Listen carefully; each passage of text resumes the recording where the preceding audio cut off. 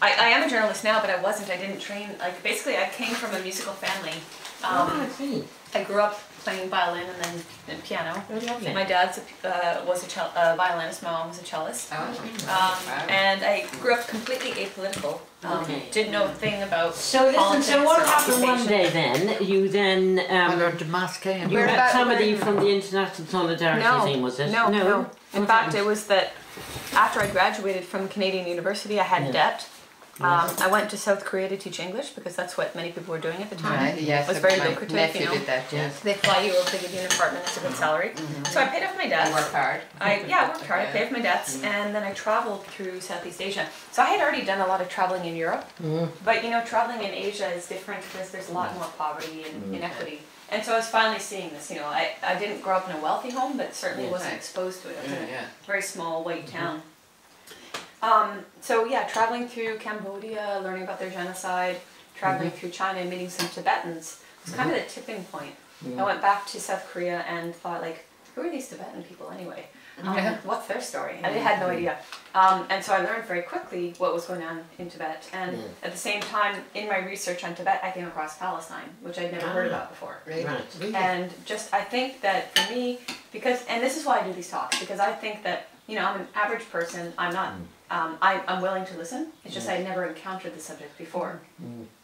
And I think there's a lot of people out there like that, right? That just for whatever reason, and I think the reason being the media does not allow us to encounter the subject. They purposefully taint it or just hide it. So anyway, I came across Palestine, then I started researching it more and quickly came across the ISM.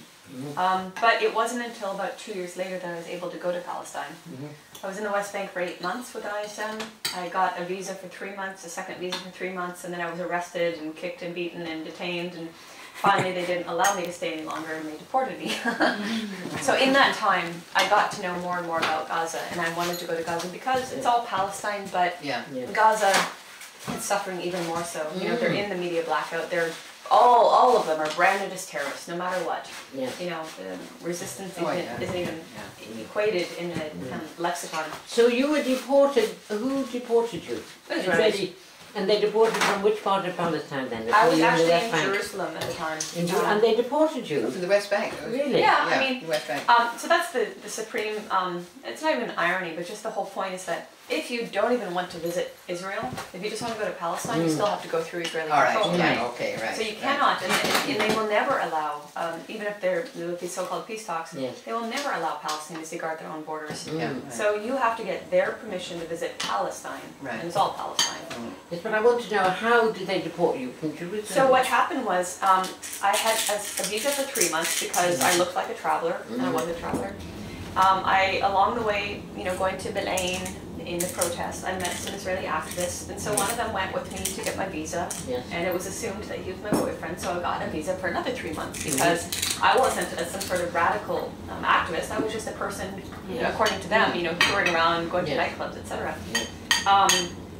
During the subsequent 3 months, so like from 3 to 6 months being there, I was arrested during a roadblock protest and held for a couple of days in a settlement prison. And I was detained on other occasions. So then, at that point, my name was kind of in the system. When I went back to apply for a third visa, they said no. And then I thought, well, you know what? They're probably not going to let me back in. Even if I leave and go to Jordan and try to get back in, I probably won't get back in. So I might as well just stay. So I stayed for 2 more months, and then and then the silly thing was that I went to Bethlehem for Christmas. So this entailed leaving Nablus, and if you're aware of the geography. Nablus is controlled by the Huwara checkpoint. There's many checkpoints, but the most notorious turnstile one is Huwara. Very difficult to get out of Nablus. I actually got out of Nablus without a visa, and I got through 4 more flying checkpoints on the way to Bethlehem. I went to Bethlehem for Christmas Eve, and Christmas Day was the birthday of a friend who's involved in the ISM, so I ended up staying in Jerusalem.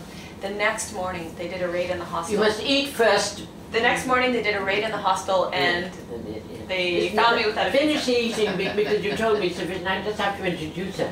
Because she will tell us everything at the meeting tonight, but I just wanted to have a kind of a little... I don't usually go into that much depth at the meeting. Oh, but I think it's very interesting. Oh yeah, no, it's fine. I don't mind. Put in a context, because otherwise it kind of appears you're an extremely extraordinary person who's gone through all these horrendous things.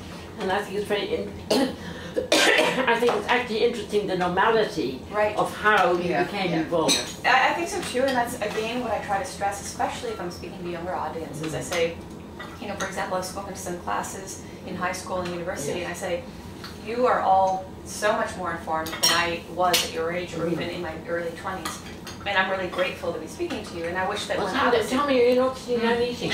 Yeah, I have to go, Margaret, and prepare. Or you haven't yeah, but I try to stress that to the students that, hey, I had no idea. It's not because and if you have no idea, it's not because you're ignorant. It's because the way the system works does not allow you to know unless you're actively seeking it out. And it should be the opposite, but of course it's not going to be.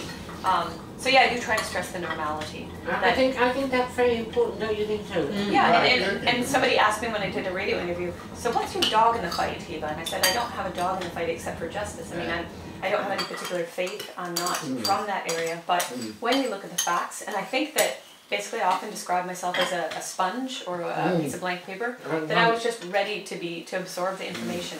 And